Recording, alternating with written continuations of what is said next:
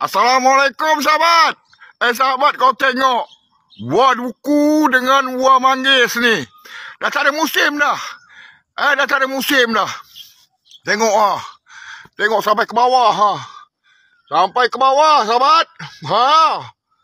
Dah tak ada musim dah. Buah manggis ni dia buah durian.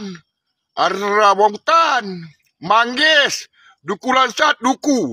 Ini sekarang duku manggis dengan duku dengan manggis ni dah saing durian dah. Dah saing durian, gendah-gendah bawah tanah ya. Gendah dia. Manggis master nama dia. Manggis master.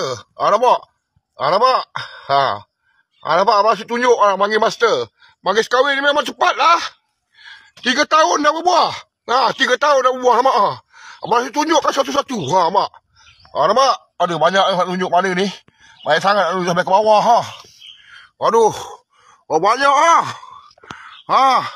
macam ni dekat keadaan sahabat. Rezeki Allah Ta'ala beri.